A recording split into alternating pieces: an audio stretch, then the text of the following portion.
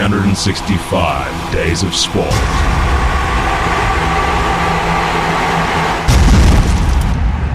That's right, it's 365 Days of Sport, the greatest radio show on the planet.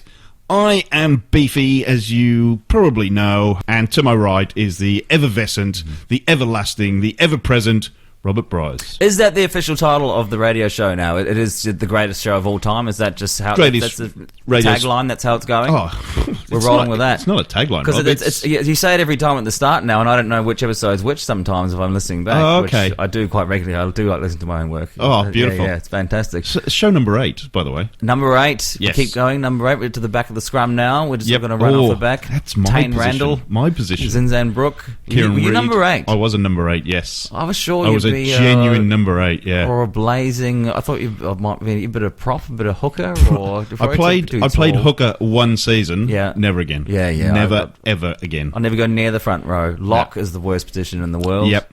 Scrum practice. Why would anyone in the world want to do scrum practice? I know. Let's put my head between two guys' asses and put my hands right next to their balls. Yep. And hold on to the jersey while this fat gut rests on you. Yeah. You know, they're not small lads, No. the props. They're quite big. No. Well, I've also got to open the show with a bit of an apology. The 365 Days of Sports Geelong Supercats under-14s basketball team. Oh. We haven't kept tabs on their progress, and we said we were. Yeah. So, unfortunately, they've lost recently to the Collingwood Stars. They lost 43-42. Unbelievable. Well, the last time they only lost by 1 point. I lost a point as well. They did win. They did win in the meantime by a lot over Altona, but they're on a break at the minute. But because of the break, because school holidays, Easter, all that, it was the country championships, and the Geelong rep team, the under-14 boys, they've won the country championships in Victoria, and they now move on to the national finals. Yep. Have the boys embraced that strategy they talked about of getting the naked woman? That's why they're winning. That's why they're winning. But you said they didn't win.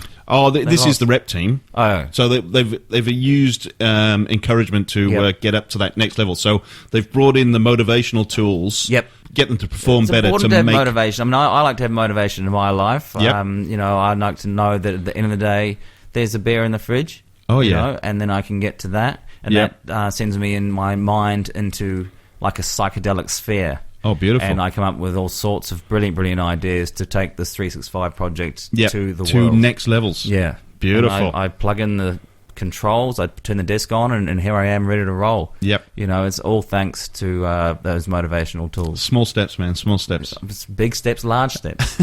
Indeed. Well, in news this week, women's football team in France, FC Palestra, have shown off their scoring potential by wearing shirts advertising a brothel. I like it. Yeah, do you like that? Talking of motivation. Is a step forward. See, this is the thing. This is the new theme that we're going to talk about. Yeah. Feminism. We're pro-feminist on this show. Oh, we are, Dev. And that's just taken away the negative vibes around prostitution. Yep. It's a service. It's there for the people. Yep. Let's not hide it away. Let's not shut it off to those in the riffraff and the doldrums on the side of the street, with the, bad skin and that sort of stuff. It's really bringing it into the general mainstream and bring us together as a people. Indeed. So the football team based in southern France, they're sponsored by Club Paradise, which calls itself the biggest brothel in Europe. Club Paradise. Club Paradise. It just rolls off the tongue. Which is, funnily enough, is actually in Spain. So it's just over the border. Perpignan's on the border that town. Makes sense. It's paradisical. So, but the Pyrenees Regional Council sports chief, Robert Alive, he fumed. I can't accept a football team advertising a business on their shirts that is 10,000 miles away from the values of sport. I thought it was geographically 10,000 miles away. There was an added bit. About it was morality. Says the Palestra club has junior teams and is unhealthy for the adults to display messages like this. Just get with the times. I played cricket at Helensvale. You've been to the Helensvale ground when we went to the lawn bowls. That's right. My first year as captain there, we were sponsored by Catherine's, that were a kind of an escort agency. Okay. Type deal. That's kind of like, but not officially a prostitution style. It's just no, of course not. They were above board. Escorts. Yeah. Well, people need friends. They do need friends. They need people to take them to events when they're running short. If you've got a big event coming up, you can't get a date. Who are you going to contact? That's it. Ask the people of the Brownlow. Yeah. They regularly I'm use sure they do these a discount voucher on services. Groupon or something. Groupon Groupon voucher Beautiful. for Catherine's. So Palestra chairman Alain Clément insisted the girls did not have any problems about wearing the shirts. They had a good laugh. One of Club Paradise's directors gave us the kits a few years ago, and last weekend we had no other options than to use them. Politicians have no idea how amateur clubs function. They should help us more and give us more money. We're a small club and don't get any subsidies. There you go. Well, the politicians are not in touch with the people. No, Once they're not. Again, they're a bunch of trumpy wumpies. Well, look at Bronwyn Bishop. You know, how do I get to Geelong? I'll tell you what, I'll spend $5,000 of taxpayers' money by getting a helicopter from Melbourne Airport to Geelong. An hour's drive. The V-line leaves at 7:10 from Platform 8 every morning to South Geelong, I can tell you, because I get it regularly. There you go. In regard to this other prostitution thing, back to that again, if it was a male escort thing, do you think there'd be a problem? Oh, who knows? It would be more comical, I think. Yeah, it would be, actually. Yeah, definitely. Yeah. That's news for the week. No, that's just the first segment. Story. I was going to say, you really focused on one particular issue there. I really mind the You really want to get news. right into it, get deep into that particular issue. It was the Masters golf on the weekend, wasn't it? It was the Masters. I didn't actually see one single shot of it. I do know the result, though. How's that? You ended up watching the women's golf major, but not the Masters, the most famous golf tournament. I have to go to work, don't I? I can't well, true. Even on the weekend? They don't have Foxtel at work. On the weekend, I was just focused. I was working. Nice. Doing hard, beautiful. Getting things anyway, done. Like I said, there's motivation. A lad in Toronto, of all places. Great place, Toronto. He went thrift shopping, which is op shops and all sorts. Found a Masters jacket in the op shop, paid $5 for it. Not an actual previous winning jacket, a replica. Allegedly an original. Do they know whose it was? They don't. This is the interesting thing. Sold it on a internet auction site. $140,000. Somebody paid for it. Wow. So that's a good find. That is not a bad find, is it? That's like winning a really amazing multi. Yeah, but the Springweave jacket was still sporting its original embroidery and labels from the famous Cullum's men's shop in Augusta, but the original owner is yet unknown. So they don't know what year it is. Yeah. Well, who would be that unfazed by winning a Masters? Someone who's, it's obviously someone who just doesn't give a monkeys. Or someone who died and then grandma just sort of did a clean out and said, we don't need that anymore. And there especially in Toronto, of all places. $140,000. Yeah, it's not, well, it's an original, It's still just a jacket, though. You'd think somebody might want to go and wear it out. Oh, what are you wearing? Green's not a very versatile colour. Especially that Masters green. It's very green, It is very and it's green. not even going to protect you from the rain. Hey, on our trip... We some foods at the sports we saw. What were kind of the most unusual? The most unusual foods. The one I was just thinking about the other day. You had alligator. I did have gator at in Crappy Fair where we saw that. after Galveston. The day after. Or not long after, we were it was about this time, wasn't it? In the corporate box for the Atlanta Hawks NBA game. Yeah. And then on a Monday afternoon at some bollocks down in Galveston, was it? Yeah, the barrel racing. They wouldn't, we had to pay our $5 to get in. Yeah. I ended up, the highlight was eating gator, Well. And you reckon it was basically just rubbish inside some batter? Yeah. Could have been anything. Could well have been anything, Anyway. Seattle Mariners, the baseball season's just kicked off. Yep. They have brought in toasted grasshoppers into their concessions. Okay. Have you had a MasterChef critique report on that one? How does it go down? The they played our team, the Houston Astros. Yep. And they sold all the toasted grasshoppers out halfway through the game, so they couldn't have been that bad. They must have been, very. Just the novelty, I think. Yeah, well, that's it. That's exactly right. So, how big a grasshopper are we talking? Oh, about that big. Which is he's holding up about inch and a bit. Inch and a bit. So toasted grasshoppers, toasted in chili lime salt. Okay, so how do you think that would go down? Chili lime salt. That would be pretty good. Oh, there you go. Toasted. Are they battered? Toasted. I don't think they are battered. Well, they might be. They might be seasoned. And in what something. Do they come in like a box? Like you get them like a bag of chips? Yeah, you get a bag of chips, but you get a bag of grasshoppers. And you just smash them out like that. Well, they're probably all right. I mean, obviously they're sold out. Well, if they sold out, they can't be that bad. Can't be that bad at all. Seattle Mariners, they had that pitcher for a long time. The guy with the big mullet and the Randy Johnson. Randy Johnson. Yeah. It was a big. The greatest name in sports. Yeah. Fantastic. Apart from Randy Bullock, he was 6'9" or something. He was a big fella. Big lad. Randy Bullock was a kicker for in the NFL as well. Okay. Which Americans don't understand why that's a funny name. Well, again, they can come visit the UK sometime. Yeah, indeed. And maybe they'll get it. Oh, well, that's good to know about the grasshoppers. Any other cuisines or anything? Any other? I just thought there was... I'm not coming up with any segues this week by mistake. No, not yet. We're going to jump into this next one. Jump into this next story. I'll segue myself. There's a pun. Hey, what were your worst... You opened the batting, opened the bowling for Puckahoe, whatever it was. The Owenhound Workman's Club. Oh, that's him. Yeah. What were your worst bowling figures ever? I think it was the game that I told them about where I was one for 71 off 9 overs, I think. Yeah. I remember playing I bowled 28 overs in a day and I took 4 for 139. That's pretty good. You're going for a lot. But I got less than 4 and over. But I got 2 of those wickets with the last 2 balls of the innings. So it's in the book. Yeah, 4 for. Our opening bowler got injured early in the day and he only bowled 2 overs and I had to carry the side and I was knackered. Oh, that's right. I've done 19 overs in a day was my best. Yeah. And that was 5 for 59. Yeah. I did about 3 weeks later because the other opening bowler was injured and out for a couple of weeks. Right. So I had to bowl. I bowled another 26 or 27 in a day as well. Beefy on, balls on parade. In the old days, almost a trundle in. Well, some lad in Sri Lanka has just bowled 0.4 overs, none for 92. Oh, that's the worst over of all time. Yeah. Okay, 0.4. So how's he done? He bowled a lot of no balls and he's been hit for sixes throughout. Wides in there. Here's the story. It's in the Dhaka Second Division League in Bangladesh. Lal Matia were playing against Axiom. Interestingly enough, Lal Matia were bowled out for 88 off 14 overs, but the controversy started at the toss. One captain didn't allow the other one to see the coin, and so they were sent in to bat, and then the umpires turned against them, allegedly. So, in protest to the perceived injustice, Lal Matia's opening bowler, Sujan Mahmood, then ended with the worst figures ever. He conceded 65 runs in wides, 13 times he bowled balls that went for 5 wides, and also delivered 15 no balls.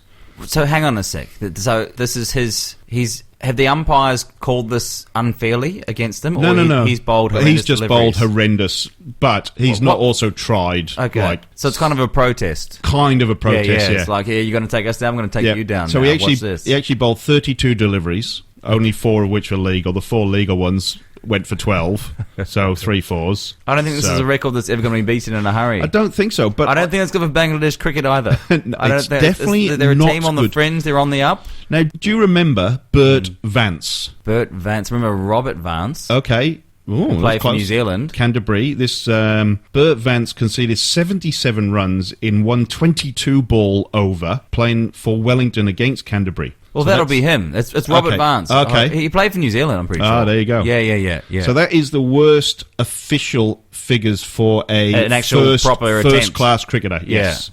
77. Yeah, that's quite a lot, isn't 22 deliveries. Yeah, in 1 over. How the hell was that possible? Because I remember that nightmare Darryl Tuffy one. I don't know if you remember, he came in over from the bowling for New Zealand against Australia at Eden Park. Did he get the yips? And he bowled, I think, 11 or 12, definitely 11 deliveries. I remember he no-balled, and you could see him no-balling from the stadium. Okay, just got his run ball wrong. Yeah. And then I think he got a wicket in the over, though, too, somehow. Yeah. Nice. But that basically, he was dropped after that, never appeared again. Oh, really? Yeah. Poor Tuffy. He was a nice guy. I met him once. Did you? Yeah. I used to live with Scott Boswell's sister's boyfriend. Scott Boswell was a bowler for North Ants and famously got the yips in a one-day cup final at Lord's and ran up to the crease, couldn't bowl. Just lost it. Did he have to go off the field? Lost his action, lost everything. Yeah. Couldn't get it down the other end. That's proper. That's the proper yips. Yeah, that's the proper yips. That's what happened to Mark Richardson, the New Zealand opening batsman. He was actually a spin bowler for years. Oh, yeah. And he got the yips, couldn't bowl anymore. So he took up wicket he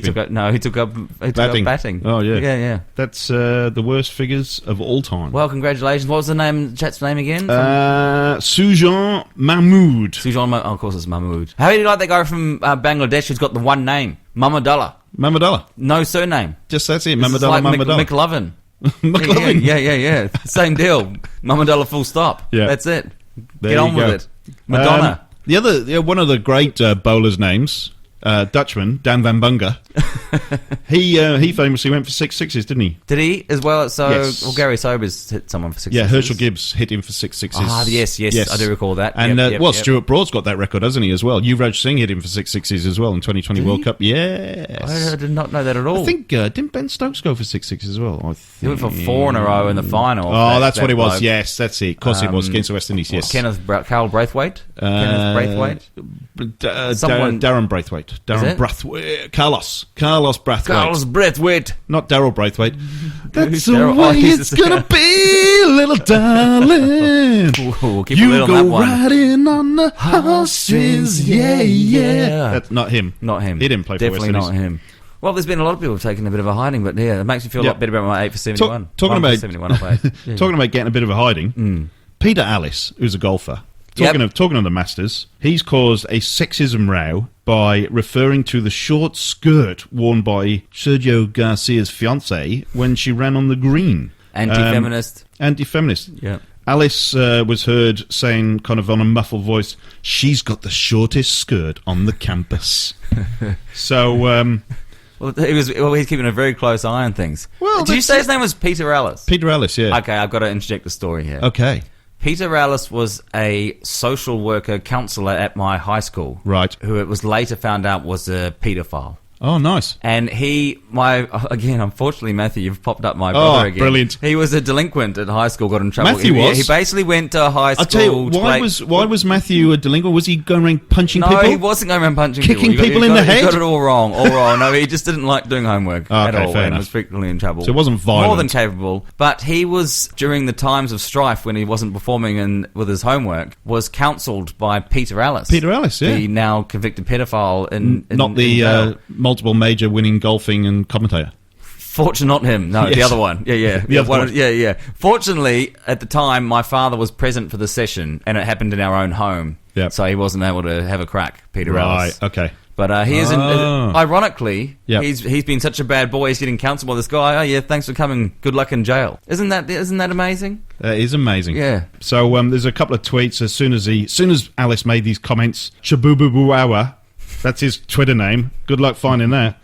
BBC Sport. Is he a paedophile? He could be. Okay. BBC Sport, get rid of Nothing confirmed. Yes, unconfirmed. Other paedophiles are available. BBC Sport, get rid of Peter Alice now. He's just ruined Sergio's finest moment, making a disgraceful comment about his fiance's skirt. Tom Lee added, Peter Alice convinces me I'm not imagining this by making a mildly sexist comment about Sergio's partner's skirt off mic. Yep. Ollie, 1410, said, Peter Alice is commenting on Sergio's missus's short skirt, thinking he's not being picked up by the mics. So I'm wondering if it's the same Peter Alice. Oh, it could be. Could be. But, well, he's got a bit of a reputation. 2015, Alice says equality for women has bollocksed up the game for many. He speculates whether golfer Paul Dunn likes older women after he's seen hugging his mum. Suggests the Open champ, Zach Johnson's wife, would want to spend his prize money on a new kitchen. 2016. Oh, dear, oh dear.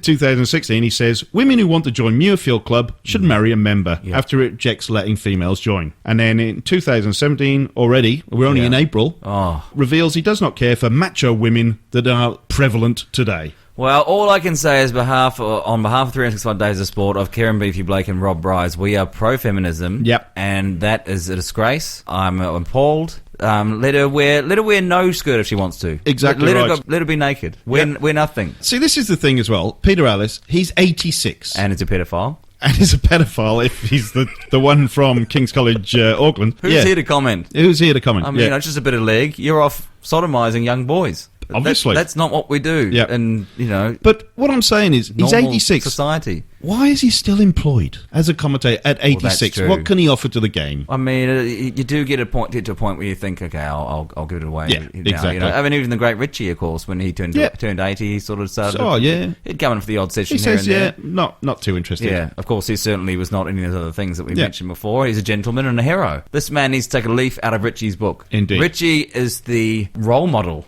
for lack of a better term, for all aging commentators. That's right. That's how you carry yourself. The game's changed. I don't know. Doesn't matter what sport it is, the game's changed. I just don't know what to do with myself. Well, that's the problem, isn't it? Yeah, he certainly doesn't. He's just complaining. He's a whinger. He's a bad man. I don't like him. Get out of here, Peter Ellis. Retire. What was he good for anyway in the first place? Did he do anything good ever? He won some majors, I think. When was the last time you saw a doco about Peter Ellis? Yeah, exactly. Yeah, nothing, no stories from him. He wasn't on Greatest Sporting Benders, was he? Oh, he might be. He might be. We'll try and find something. We might find something. Or if he pops up in that, then he's back credibility. He's awesome. We love him. Well done. Indeed. Yeah, full turnaround. Talking of Great Sporting Benders...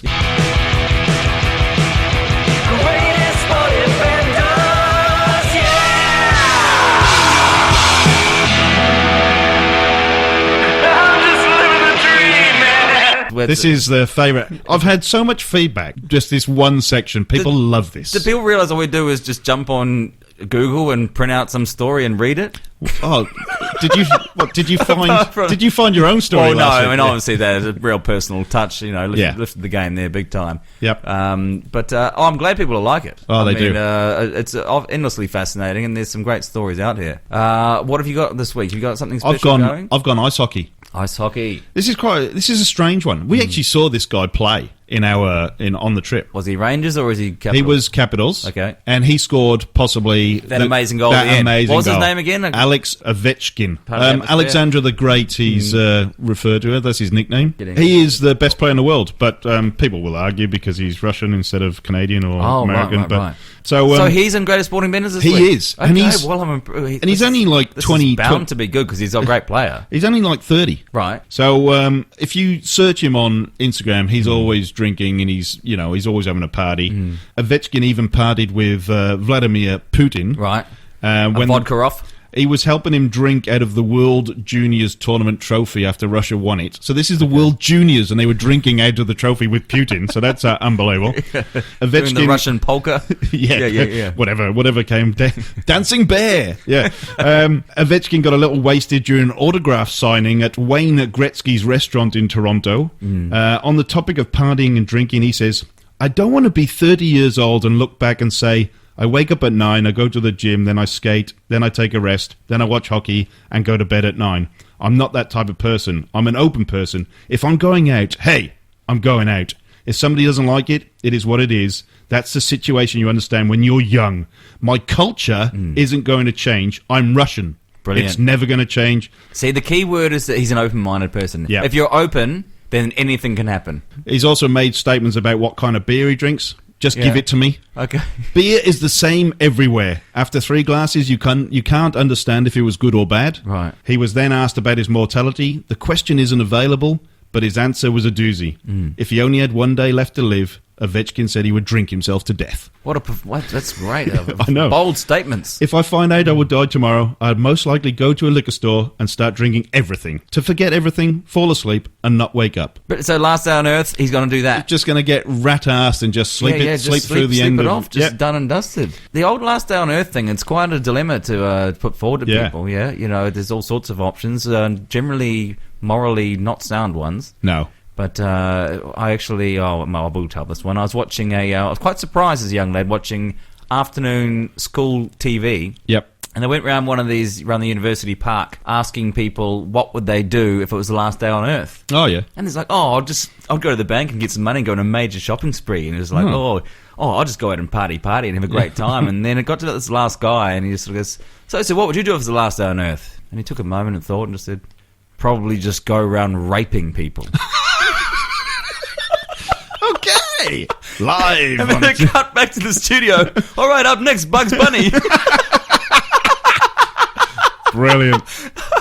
I couldn't believe it made the cut. They left it in, yeah. Unbelievable. That's some student editor thinking, but the thing is that the only thing that was stopping him right now from raping someone is the fact that it's not the last day on Earth. Otherwise, he'd just go for it. Yeah. Is that not? That's not good. That's opportunism. That gives opportunism for you. Yeah, and it gives these crazy religious people sort of some sort of foundation of which they can base their arguments on, that we're not good people. Yeah. Given the circumstances to be bad, we will be. So, talking of that, 2007, Ovechkin, early in his NHL career, was interviewed by former Miss Florida contestant Tiffany Simons. I don't know why. Tiff's involved. Tiffany was involved. I thought she's great, Tiff, I've heard. Yeah. Yeah. So, first of all, Ovechkin tells her that he prepares for hockey games by going swimming and then drinking 5 beers. Wow. But He says, "That's why I do some crazy moves, because I'm drunk." She wonders if he's telling the truth, but he admits he was lying. Then he says he really drinks Red Bull and vodka instead of beer before games. Ovechkin then was asked about the difference between playing in Russia and the NHL. Here is better, he says, because after practice, pretty girl come to me. I give interview, I feel very good. I just can't believe that this guy we saw, if I knew he was this much of a champion, I would have been even more impressed by that He's goal. well known, and we talk about drinking during the season. They play 86 games in an NHL season. He drinks after every game. He's regularly seen clubbing and drinking with his Russian mates. Good on him. Fantastic. He's very open-minded. Good on our friend there, which his name was, I forgot. Alex It's a long name. Well, I'm going to continue on my feminist theme. Oh, nice. Yeah, I thought the girls haven't been involved in No, race sporting you're right. minutes. We haven't not had one yet, so I featured thought, one, have we? I've got to find a new angle here. And I've gone for Miss... Not Miss Florida. Her name. From the American soccer team. Oh, not... what's she called? Hope Solo. Hope Solo. And she talks about some of the behaviour during the Olympic Games in 2008. Oh, really? Here's the title of the opening sort of comments. Sex-crazed athletes run amok in Olympic Village and women's soccer team, partied with Vince Vaughn, stayed up all night and went on today drunk after 2008 gold. Just reading that, I had no idea that amok was actually a word, one word. A-M-O-K. Yeah, I thought it was running amok. Oh, no. M-U-C-K. Well, so you're a Kiwi. My entire life. So you're a Kiwi with this accent. 36 years old. Yeah. Running amok. That's actually a word. No, amok. Amok. Not amok. Not amok. No. Ms. Solo detailed her and her competitors' adventures off the field and in the Olympic Village, saying the entire women's soccer team was completely wasted when they appeared on the Today Show in 2008 after winning the gold medal. I've seen people having sex right out in the open, on the grass, between buildings. People are getting down and dirty. Nice. That's a nice comment there. That's what's going on in the Olympic Village. When we were done partying, we got out of our nice dresses, got back in the stadium, in our stadium coats, and at 7 a.m. with no sleep, went on the Today Show drunk. Needless to say, we looked like hell. The most memorable part of the interview is when a clearly exhausted Miss Solo calls the Olympics the World Cup before quickly correcting herself. She had the event wrong. Ooh. Bit of a disaster. And the whole thing is just a bit of a just ginormous bone fest. But she goes on to say that she did sneak a celebrity into her room. Oh, really? After the match, refused to identify the lucky fellow, but it has been admitted that she and her teammates partied with actor Vince Vaughn. Okay. That's where Big Vince comes into it. She snuck Vince into a room. Big Vince Vaughn, he's getting involved. Her comments still pale in comparison, however, to javelin competitor Brew Greer, this is a male, who told the magazine he had sex with 3 women every day at the 2000 Olympics. 3 a day. In Sydney, 2000 Olympics. It is Sydney, yes. Yeah. Sydney, running right here in Australia. He said that the sex was the only way for him to keep his calm during the competition. Oh, yeah. Of course, the only way. 2 of the women were fellow Olympians, a pole vaulter and a hurdler, while the other was just on vacation. How did he get her in the village? I know quite a few athletes from my past. They have told me some stories about the Olympic Village. It is the build-up. horrendous. Imagine all that tension, all that training. This is the perfect build-up to a greatest sporting bender. Yeah. I mean, you do nothing fun for 2 years. Oh, exactly right, yeah. And just going mental. You can't do that at that age and not have I mean, as a young man. And a lot of these athletes are very sexy. Aesthetically pleasing looking people. That's the word I was looking for. Well done, Rob. Thanks for that. Yeah. Running amok. They are very attractive people to each other, and they exploit that to the fullest. And the Olympic Village has very little police presence, basically, and they go for it, hell for leather. Man's got to do what a man's got to do. Woman's got to do what a woman's going to do. That's exactly right. It's there for the taking. Go for it. Yeah. Guns are blazing. Good on you, young people. It seems the organisers of the event know very well what's going on. Oh, in 2000, they packed the place with 70,000 condoms. It wasn't enough. They had to order 20,000 more. Ooh. Nowadays, they've got it sorted. 100,000 condoms are on hand every year. That's the going rate. Other players told ESPN that orgies are commonplace, as are all kinds of debauchery. It is even a tradition for athletes to be wasted for the closing ceremony, drinking before, during, and after the seminal event. Oh, well, that confirms all the rumours. So, no, well done to the ladies getting involved. I like that. I'm glad you brought up you brought the ladies into it because, yes, we have been kind of we've overlooked their contribution to... I think it's just the fact that when you do Google that idea, does not all of them pop up? No, that's true. They're not well renowned for blowing out. I've got another one here, which I'll do another time. Yeah, definitely. That's good. Well, worst song in the world time? Indeed. So he played the first song that came to his head. It just so happened to be, it was the worst song in the world. It was the worst song in the world. Listen to the song and it's clear you're wrong, because the words don't fit and the song is shit. You're a talentless kid. You suck!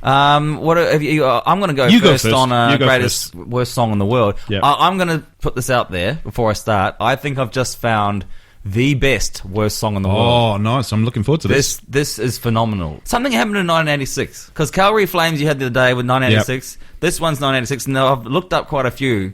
There was a lot of competition for horrendous sports songs coming out in 1986. I think it's all in conjunction with those 80s rock films. Oh, definitely. Rocky, and I talked about Scarface, Push It to the Limit. Yep. Push it to the limit, the limit! Just like really, really bad. It's the backing vocals that bring it home. Yeah. This one, however, is clearly influenced by Rick James' Super Freak. Oh, okay.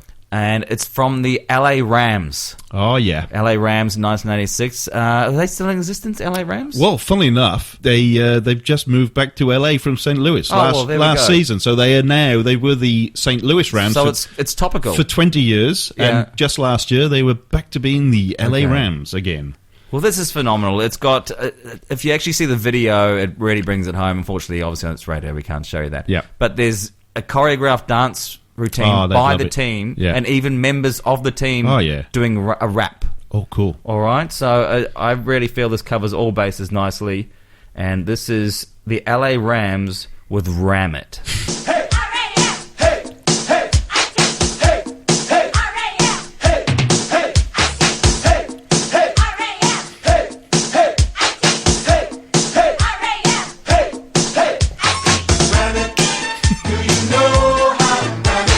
Ram it. Ram it. So let's ram it today. Ram it. We're gonna ram it. Let's ram it. Everybody ram it. We'll be rocking LA. So let's ram it today. Let's ram it. Ram it. This is Big Bad Jackie and I'm starting this off. The Rams get down so nobody scoff. And don't you worry, cause the Rams are rapping. When game time comes, we'll be back to zapping. We can't sing and our dance is not pretty, but we'll do our best for the team and the city. So get on your feet and clap your hands. Let's ram it right now with the LA Rams. Hollywood handsome, Dodge City tough. If you throw it my way, it's gonna get rough. I like to ram it, as you can see. Nobody likes ramming any more than me. They call me Jeter, nobody dresses sweeter. But under this cool is a quarterback mistreater. I come from the air, looking for the sack. I don't stop coming till I put them on their back. Limousine with it, my moves are like dreams. They call me the demon on special teams. I know how to rock from the toes to the head. When I pull the trigger, I'll knock you dead. I'm a mountain man from West VA. They call me Herc and I came to play. I learned long ago if you ram it just right, you can ram it all day and ram it all night. They're all saying their piece. Do you know how to ram it? Well, I mean, I don't really know what else to say about that, except I'm just very, very happy about life. They've kind of squeezed as many Ramits in as possible. There's a lot of Ramits. I mean, there's no doubt. I don't know if they thought about the connotations of ramming it. Ram it. I think with the girls at the start, big you're muscly gonna ram men. it. Yeah. But big sweaty men in a locker room just saying ram it hard. Could go anywhere, really. Yeah. It could go wayward. I'm surprised it didn't Hopefully re-release their coach it. wasn't Peter Ellis. Because I tell you what, then it could really get... Things could go to pieces big time. I can't believe they didn't bring it back for their reintroduction to Los Angeles last year. If you do check that out on YouTube with the video involved. So the Los Angeles Rams and Ram It. And the best thing is that you just start laughing when you hear it. Yeah, no doubt. But they are dead serious. But I was very pleased with that because, to be honest, the first one I played on the show was Scott Stapp with Marlins Will Soar. Oh, I love that. I didn't think I'd ever be able to top that, but I'm sure that is a big winner. I reckon I'm just about to top it. You've got something to say about this one? Oh, yes, indeed. Right. Have you got some sort of introduction? We actually kind of mentioned this a couple of weeks ago when we had the Jiu-Jitsu boys on. So we kind of touched on it then, and we kind of discussed the ins and outs and the pros and cons of this song. So I'm not going to. Who's it in affiliation with? Formula One. Formula One. Yeah.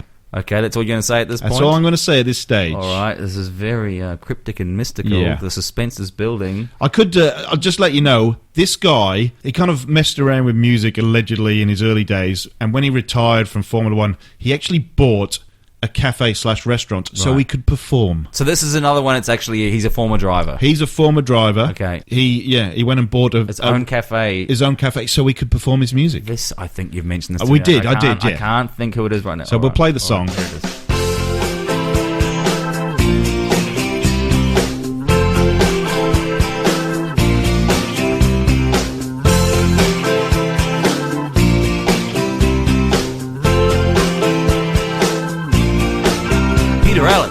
Je ne donnerai jamais assez pour mériter ce que tu m'apportes. Sounds like an Australian guy. Je ne rendrai jamais assez. Not anymore. Je ne tiendrai jamais assez de portes. Rolf Harris. Je sais, on n'avait pas toujours les 4 pieds sur terre. Mais avoue que notre courte histoire en aura déplacé de l'air. Yes. Non, ne t'en va pas maintenant.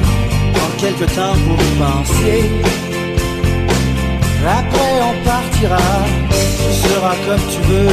Okay, so am I going to guess who it is? You won't know because you know nothing. But you know nothing. It sounds French. Is he French? It's Canadian, French Canadian. Only one of the is Nelson Piquet French? He was French. You're right. Yeah. But this Nelson Piquet. This is French Canadian Jacques Villeneuve. I know that name. 99. Well and truly, I know that. 1997 world champion. I definitely know that name because that's around when I used to watch Gillette. World Sport Special. That's it. Okay. Yeah. So you used to see a bit of motor racing. There you go. It was Williams when he won the world championship. That's called Williams Renault with the blue and the yellow. Yeah. There you go. You're all over it. Yeah. Acceptere 2, that song is. Will you accept me? I think that no. Where did he put it? Where did he buy his cafe? Okay, his cafe I think is in Quebec. So, because obviously he's French Canadian. Yeah. Here we go. Even though he's a native of Quebec, this is 2007. That song. Yep. Acceptere 2. That was his. 10 years after the championship. Yeah. This was his debut single. His new record had very low sales. As of March 9th, 2007, only 233 copies were sold in the entire province of Quebec. Okay. And only about 30 outside of Quebec and Canada. Right. Well, but that does exclude digital sales because they would have gone through the roof. Yeah, millions. They've doctored the stats to try and make him look bad, haven't they? I've no doubt that was a smash hit. If it didn't get the exposure it should. No, we've only just started hearing about this. Works. The Arctic Monkeys took over the internet, and he was shunned out. So his album Infoman. As of December 31st, 2007. Infoman. Yeah, Infoman. The man who has all the information. Yeah. He's an informed man. Yeah. Okay. So, in a review on Radio Canada, they announced that he had only sold 836 CDs in North America. So, how much did the album cost for him to record? He put in I'd say he's probably doing all right for money if he won. I'm pretty sure he's all right. Yeah, he's probably just fine. So, at least the cafe is the cafe profitable? What's the bacon and eggs like? Well, there'll be pancakes and maple syrup up there. The problem is what sort of breakfast they do up that way? You've got to eat it. Well, pancakes with maple syrup, obviously. You've got to be eating it, and Jack's in the corner giving it Acceptere 2. Yeah, he's destroying your breakfast. Do you have a translation of the lyrics? Asking his loved one to marry him. Oh, that's romantic. So there you go. The launch was held at his cafe, where he performed 2 songs in front of a crowd, largely composed of news reporters. My word. When asked about his expectations on the album, he released the following statement: "I hope the album makes a great success. I would never do something hoping to get criticised." Oh, so Villeneuve. I think the critics might have hit a nerve. Indeed. Dear, oh dear. Well, I mean, it's tuneful though. Very tuneful. Yeah. It's recorded. It's on the record. It's there. And it's... He probably never got it pressed on the record. I think this is probably giving him more exposure than he's probably ever had with any of his own marketing. Indeed, yeah. He's made 365 Days of Sport in Melbourne, Australia. Now he knows he's gone made global it. for being rubbish. Yes. You take the good, you take the bad, you take them both, and there you have the facts of life. The facts of life. You got 'em. There's a time you gotta go and show you grow, and now you know about the facts of life. The facts of life. When the world never sleeps, you'll be living under your dreams. The worst thing is I'm singing along with that tune now. And you've never heard it before. I've never heard it before we started this show. Hey, it's Easter. Easter time. Oh, I know what's coming up here. Do you? I do indeed. Okay. I remember what we did at Easter this time last year. What were you doing? Well, it was Easter... Good Friday. Pub Friday. Yes. So we had the marbles. World. And we had the egg jarping. Well, yeah. I wasn't going to touch on egg jarping. I was going to we talked about that last week. Yeah, we did. The marbles. Marbles. Yeah. Marbles, which was it the Greyhound? Was the it called? Greyhound pub in Crawley, just outside Crawley. Yeah, which is near Gatwick Airport, isn't it? South of London. South of London, yeah. People may not realise this, but me and you got to the quarterfinals of the World Marbles Championships. Yeah. And what happened in that quarterfinal? Can I refresh your memory? Do you remember what happened? You can tell them. You can tell them. Okay, well, those who don't know marbles, there's a big round circle. There's a bunch of red ones dumped 49 in the middle. You get marbles. your own special one. You got to bang them out. Who gets the most out wins. However, if yours is stuck in the middle and someone bangs yours out, you lose. Yeah. Me and Beefy were on the same team. We were. I had done my first hit for the day. It was a pretty good one. I got one right to the edge and almost got there, but unfortunately mine was left in the centre too. Yep. The beef man stepped up and one smooth hit, unbelievably accurate, nailed mine and smashed me out of the game. Yeah. And then who knocked out our main chick? Yeah, their team did. Their team knocked her out. So we, on our team... You basically had to carry the whole load, didn't you? Yeah. You did pretty good. Yeah. Because I would have crumbled under pressure if it was me, to be honest. We were pitted in our team with the American Marbles champion. Yes, there is an American Marbles champion, and she flew over to this tournament specifically to compete in the World Marbles Championship. You should have seen the technique and the structure. Unbelievable. The stance she went for. She went down on all fours and really arched the back and made sure she was as low to the ground as possible. But she was definitely part of her body was really sticking right out there. And but she went in there and went. Yeah, she blew on the hands. She spun she dried the marble and gave it a bit of a spin. But she was exceptionally good. Oh, she was real champion. I can't remember her name. Nah, she was some blonde. Yeah, blonde girl from America. Yeah, blonde girl from America. I did ask her when we first got introduced to her. I said, "How did you get into marbles?" And she goes, "I come from a marbles family," which was quite. You don't expect to hear that. Expect to hear that. No. So she got knocked out, and as Rob said, I had to carry the team, and we lost the semi-final, quarter-final, 25-19. And obviously, if the American girl hadn't have got knocked out, we were, and actually the team that beat us went on to win the whole thing. They were world champions, so we were so close. Yeah, and on top of that, of course, we were supposed to be driving all the way up to Leeds, way up north. That night, and expecting we'd be knocked out immediately, and then we get to the quarterfinals, and all of a sudden we keep getting delayed. Well, we got caught in a crash on the M1, didn't we? And we parked on the M1 for a good 2.5 hours. That's right. But anyway, the good thing about when you knocked me out of the game was that I did have time to then go and get a fresh Guinness. Another Guinness. Yeah. So it all worked out. The World Marbles Championships held at the Greyhound Pub near Crawley every Good Friday, and there's teams from Germany. The Germans love it. They get involved, and it's a fantastic day. And they had proper ale casks. Oh, they did real ale. Yes, they did the proper real ale barrels. Yeah, so you could. It was outstanding. Yeah, you just open up the tap off the keg and drink your real ale. So that was the best Guinness I've ever had. Yeah. No, it was. It is a good day, and we could have been world champions. Yeah. Life goes on. Yeah. Indeed. Certainly more for us than did that donut eating guy last week. Life didn't go on for him. Yeah. That's very true. Pushing forward. Well, talking of donut eating, I on Saturday, I went to the Melbourne chili eating championships. Yes, we did mention this last week. Did you mention this last week? I did. I said I was going. How did that? Now I've got a vision. This took place in a pub. Did it? Yeah. Okay. I've got a vision that this could have been a bit messy. It was interestingly messy. Okay. Yes. I'm basing this on my brother pops up again. He just keeps popping up. He one time started eating raw chilies up in for his own health. We're having beer. I actually wasn't there. It was a challenge. It was a rock and roll manager meeting type of thing. And he started eating raw chilies, thinking this is awesome. And then he, after only a few beers, was throwing it up again. Yeah, and that's what happens, is it? They do spew. Yes. So 14 people started. Yeah, and they were going to have 12 individual rounds. They're going to try and knock people out to get to a final 3. Right. So, and we went through the rules last week. If you spewed, you were out. If you had a drink, you were out. If you stood up, you were out. Okay, a jalapeno is 5,000 Scoville units. That's how you measure the heat. Yeah. At round 6, they were doing chili shots and things like that. Then they brought out the Carolina Reaper.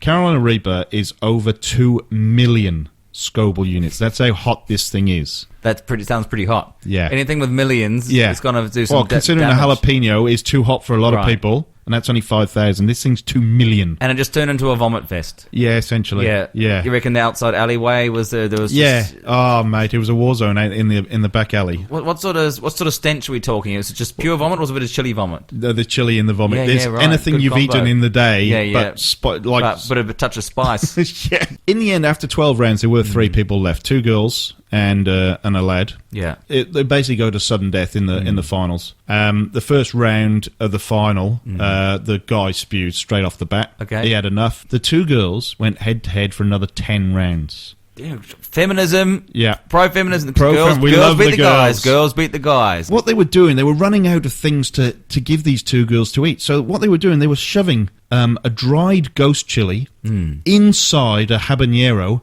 inside a Carolina Reaper with like chili puree on top. That's a quadruple whammy so like smash 4 fest. million Scoville units these girls are having to eat. So they went 10 rounds head to head, these girls, and then the one girl, which I thought was going to win, she just lost it and just spewed, just projectile, and that was it. And the winner got $1,000? She got 500 cash and 500 on the bar. That's pretty good. It's not bad. And a load of hot sauce. And the winner was actually from Mexico. Okay. So she's grown up on eating chilies like no tomorrow. This sounds very stereotypical. I did ask her. A winner from Mexico who's good at eating chilies.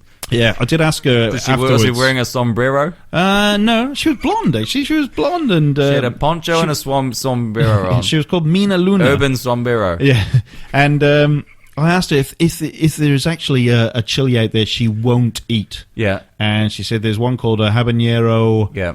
Poblano. Well, this will be the one that I saw a video on YouTube of these 2 Muppets, these 2 girls who had never eaten it before, and they thought for a bit of a stunt they'd do it, and then they did it, and then they ended up like convulsing and throwing up and crying in tears. This one lad that was in the competition. Now they put a pint of milk and a pint of beer in front of you, but you can't touch it. It's just there as a temptation. Just toying with them. Yeah, just toying with them. Yeah. And this one lad, after about the 4th round, never matter. He was like me normally, just sweating like anything, and he was shaking, but he kept in the competition.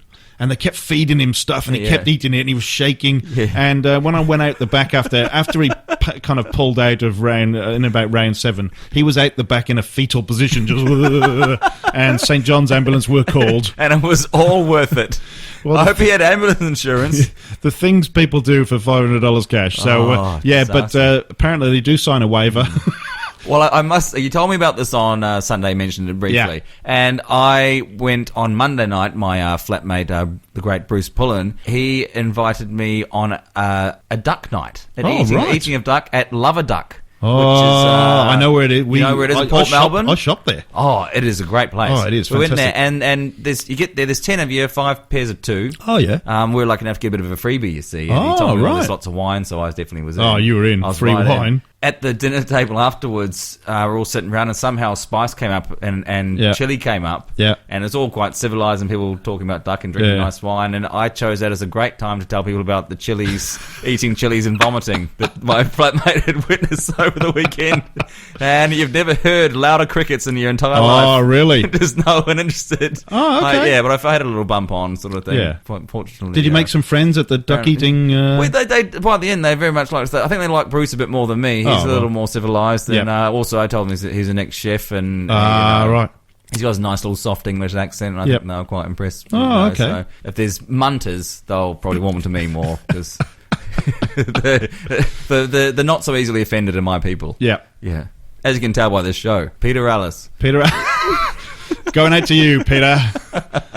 All right, what's next on 365? Next week, what's coming up? What's in the life and plans of Kieran Beefy Blake. Playing foot golf on Friday. We're hosting a foot golf tournament on Friday, which is quite exciting. We've got 40-odd players going to play foot golf, possibly for the first time, so that should be a lot of fun. I think so. And then it's Easter time, so I'm going over to the Greyhound in Crawley to try and avenge our quarter-final defeat. Just the casual stuff off. Yeah, that's it. So hopefully next week we'll have Tour de France rider, cyclist Jonathan Cantwell next week, because we've got a few family stuff in the end leading up to Easter, which is acceptable. If not, I've got a rock solid backup. Oh, there you go. Too easy. My mate from work. Oh, cool. My mate from work. 365 Days of Sport. We'll see you next week. Peter House. It has been 365 days.